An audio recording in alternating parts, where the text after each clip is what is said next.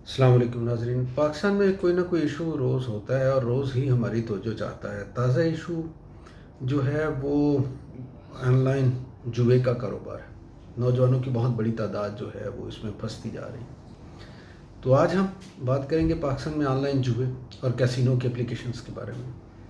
یہ صرف کھیل نہیں بلکہ ایک سنجیدہ مسئلہ ہے جس میں نوجوان تیزی سے پھنس رہے ہیں اور بڑے بڑے نام ان ایپس کی تشہیر کرتے پکڑے جا رہے ہیں۔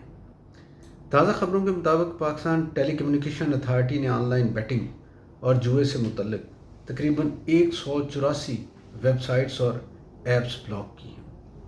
یہ کارروائی الیکٹرانک کرائم ایکٹ کے تحت ہوئی ہے۔ دوسری طرف نیشنل سائبر کرائم ایجنسی نے معروف یوٹیوبر تک کو گرفتار کیا ہے جن پر الزام ہے کہ وہ نوجوانوں کو جوئے کی ایپس کی طرف راغب کرتے تھے۔ اس سے واضح ہے کہ مسئلہ صرف چھپے چھپائے نیٹ ورکس تک محدود نہیں رہا بلکہ کھلے عام پروموشنز پر آ گیا۔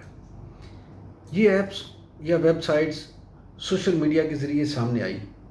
یوٹیوب، انسٹاگرام اور فیس بک پر رنگین اشتہارات اور ریلز چلتی ہیں۔ لالچ دیا جاتا ہے کہ رجسٹر کرو اور 100% بونس لو یا پہلا ڈپازٹ ڈبل واپس ملے گا۔ اس کے بعد یوزر کو پرائیویٹ گروپس میں لے جایا جاتا ہے جہاں فکس میچز، لکی ڈراز اور پکی ٹپس کے نام سے مسلسل کھیلنے کی عادت ڈالی جاتی ہے۔ رقم کی لین دین براہ راست ممکن نہیں ہوتی، اس لیے یہ لوگ نوجوانوں کو gift card, third party apps, crypto یا غیر قانونی حوالہ ہنڈی جیسے راستے استعمال کرتے ہیں پر مجبور کرتے ہیں۔ یوں ایک بار جو شخص اس دائرے میں پھنس جاتا ہے اس کے لیے پیچھے ہٹنا مشکل ہو جاتا ہے۔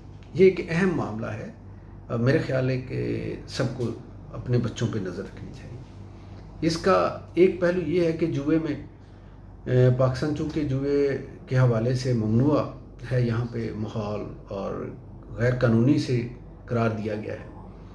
1977 کے پریونشن آف گیمبلنگ ایکٹ اور صوبائی آرڈیننس کے تحت جوئے کے اڈے اور اس سے جڑا ہر کام غیر قانونی۔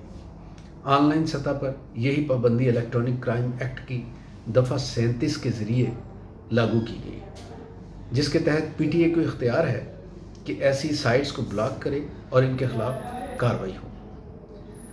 اس کے کتنا حجم ہے اس جوئے کا جو آن لائن ہوتا ہے، تو ہمارے جو تحقیق ہے وہ بتاتی ہے کہ کچھ سرکاری اعداد و شمار تو اس حوالے سے موجود نہیں، لیکن بار بار کی کارروائیاں یہ بتاتی ہیں کہ اس کا دائرہ بہت وسیع ہے۔ خاص طور پر پی ایس ایل یا بڑی کرکٹ لیگوں کے دوران کروڑوں روپے کا کھیل جاری رہتا ہے۔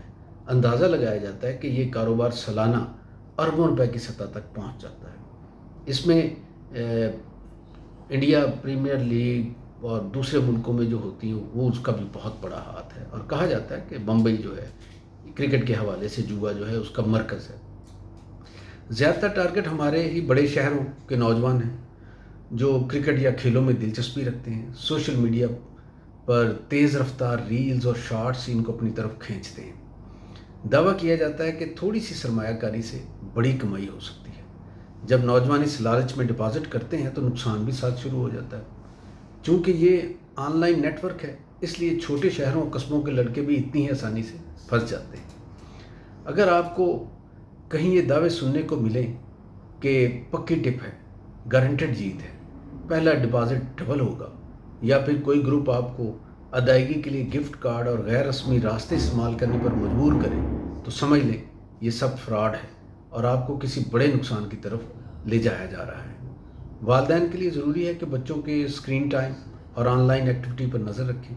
نوجوانوں کو بھی یہ جان لینا چاہیے کہ جوئے کے ذریعے کبھی کوئی مستقل فائدہ نہیں ہوا۔ آخر میں بس یہ یاد رکھیں، جیت کا سب سے بڑا فارمولہ ہے اس کھیل سے مکمل طور پر دور رہنا۔